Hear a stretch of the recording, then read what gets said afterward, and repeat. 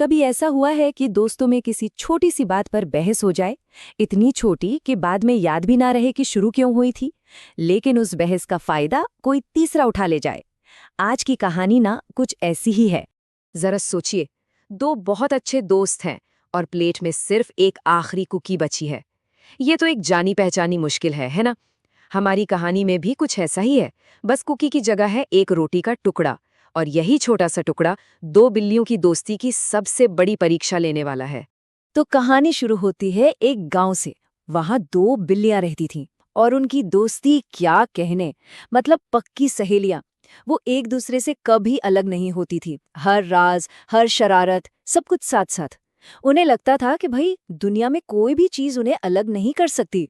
और फिर एक दिन उन्हें कुछ ऐसा मिला जिसने उनकी दोस्ती को हमेशा के लिए बदलने की ताकत रखी। क्या था वो? एक साधारण सा गरम ताज़ा ताज़ा रोटी का टुकड़ा। अब देखिए, दोस्ती अपनी जगह थी, लेकिन पेट में भूख भी तो जोरों की लगी थी। और होता क्या है, जैसे जैसे पेट में चूहे दौड़ने लगे, वैसे वैसे उनकी छोटी मोटी असहमति एक बड़े झगड़े में बदलने लगी। एक ने चिल्लाकर कहा, अरे इसे पहले मैंने देखा। तो दूसरी ने पलटकर जवाब दिया, देखा होगा पर उठाया तो मैंने है। बस दोनों अपनी अपनी बात पर अड़ गईं। कोई भी 1 इंच पीछे हटने को तैयार ही नहीं था। तो मामला एक ऐसी जगह आकर अटक गया जहां से कोई रास्ता नहीं दिख रहा था। आखिर वो उस रोटी को कैसे बांटे जिसे दोनों ही अपना समझ रही थीं।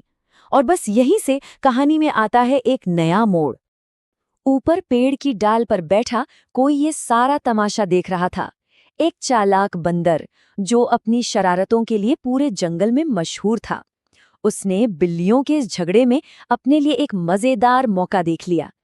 अरे अरे प्यारी दोस्तों, लड़ क्यों रही हो? बंदर ने एकदम मीठी मक्खन लगी आवाज में कहा। लाओ, मैं तुम्हारी मदद करता हूँ। मैं इसे तुम दोनों में बराबर बराबर बांट दूंगा। अब बिल्लियां तो पहले से ही परेशान थी, उन्होंने फौरन हाँ कर दी। तो साहब बंदर पेड़ से नीचे उतरा और अपने साथ क्या लाया? न्याय का प्रतीक, एक तराजू। उसने वादा किया कि फैसला इतना पक्का होगा, इतना खरा होगा कि किसी को शिकायत का मौका ही नहीं मिलेगा। तो उसने रोटी के 2 टुकड़े किए।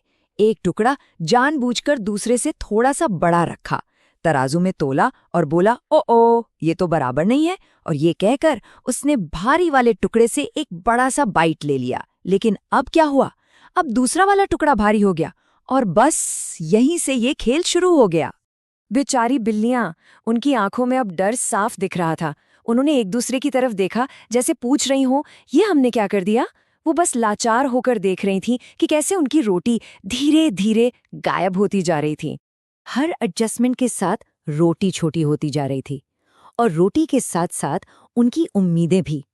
बंदर हर निवाले के साथ सिर्फ उनकी रोटी नहीं खा रहा था, बल्कि उनके भरोसे को भी खा रहा था।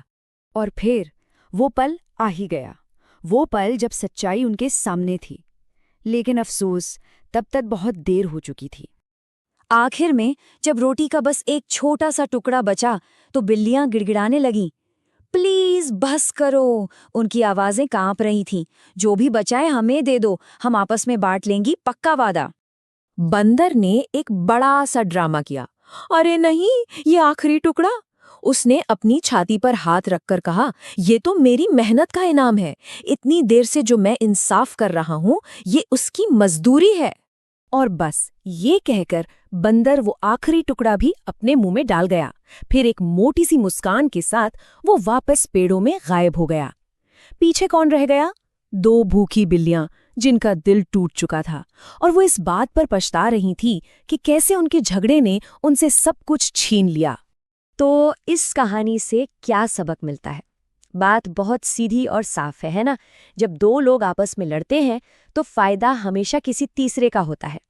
कोई तो होता ही है जो उस दरार का फायदा उठाने के लिए तैयार बैठा रहता है। जरा सोचिए, अगर बिल्लियों ने आपस में ही मामला सुलझा लिया होता तो? ये कहानी भले ही सदियों पुरानी हो, लेकिन इसकी सच्चाई आज भी उतनी ही ताज़ा है। चाहे हमारे अपने रिश्ते हों या बड़े लेवल पर देशों की राजनीति, ये पैटर्न हमें हर जगह देखने को मिलता है। और ये हमें सोचने पर मजबूर करता है कि हमारी जिंदगियों में वो बंदर कौन है जो हमारे झगड़ों